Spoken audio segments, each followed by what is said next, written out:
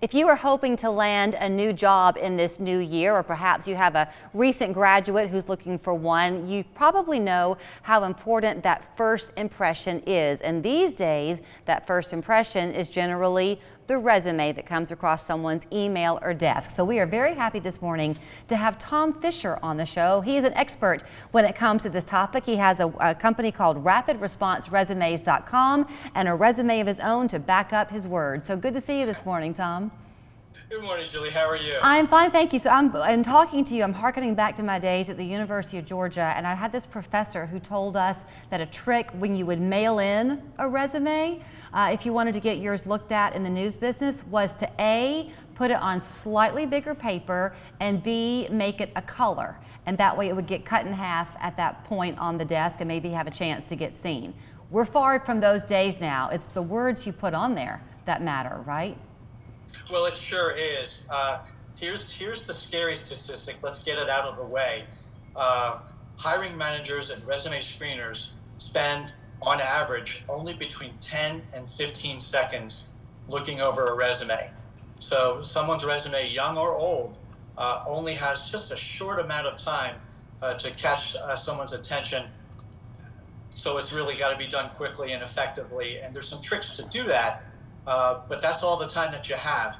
So you've got to really hit them hard right from the beginning, sooner rather than later, because there just won't be a later. Okay, so would your advice to someone be kind of like going on a first date? Don't try to pretend that you're somebody you're not. So let the wording of your resume reflect your personality to a degree. If you're funny, let it show. If you're serious, let that show.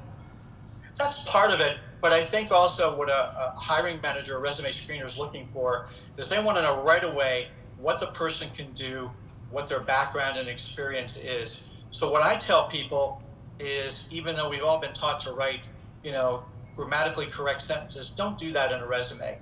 Get to the point, and by point I mean bullet points. A bullet point is just 8 to 10 words, not only describing what you've done or what your experience is, but maybe something that you've accomplished, a metric you've met in the past, an honor that you've won. Hit them with that right away, because that's the only thing that's going to be remembered, since 10 to 15 seconds isn't a lot of time. So bullet points is really the way to go. It's a negative, I guess, but people don't read anymore. They just don't.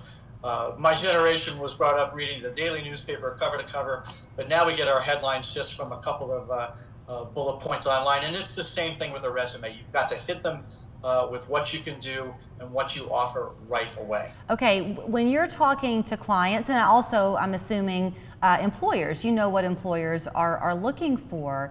If Yes. you don't have a lot of work experience, if you are that new college graduate, but maybe you were a military family, so you traveled around all the time growing up, do you put adaptability on your list of things? Do you look at your personality to also show what you can do?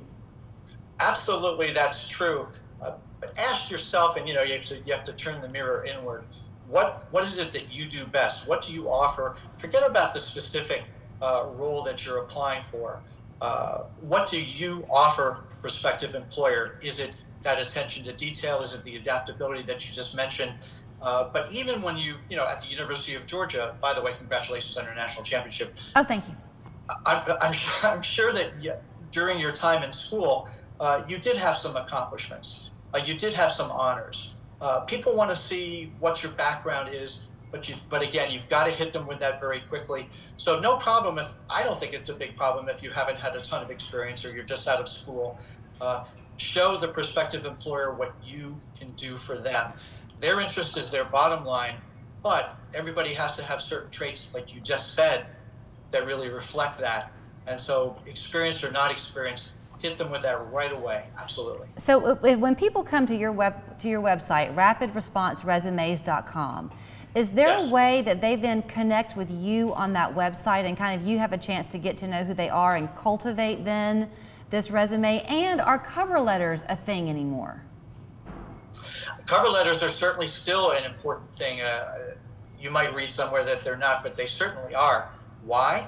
Because not every applicant includes a cover letter, which I find almost unbelievable. A cover letter allows you to embellish what's in that resume and go further than the 10 to 15 seconds that screener spent initially looking at your resume. So yes, a cover letter is very, very important, and that's really your time to you, the applicant's time to shine. That's maybe where some more of your personality can come through. Too often, Julie, a resume is just a boring confessional. At least that's how people write them. This is what I did. This is how long I did it for. What's going to set you apart from the competition? There's a great chance that a prospective employer is looking at least 9, 10 similarly qualified candidates. So you've got to set yourself apart. Here's something I want to add. Most candidates, when they've gotten an interview, don't send a thank you note. And that's incredible to me, but they really don't. So you've got 9 applications. They're all about the same qualified as far as their background.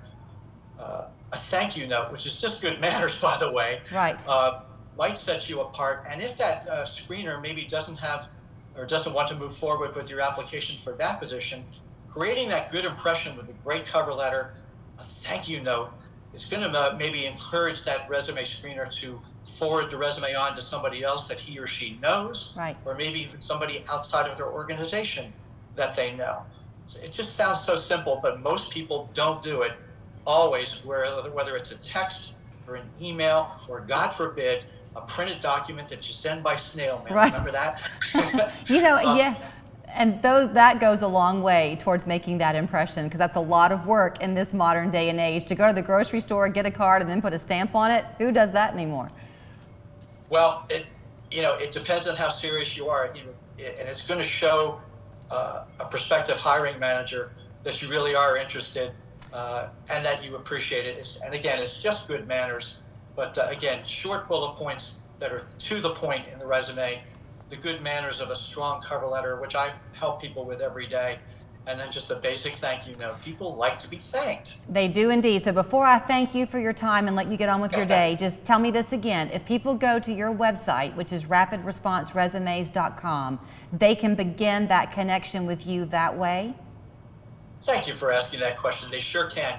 And it's Rapid Response Resumes, and I'm going to put the word COMS at the end of Rapid Response Resumes. That'll get you right to me.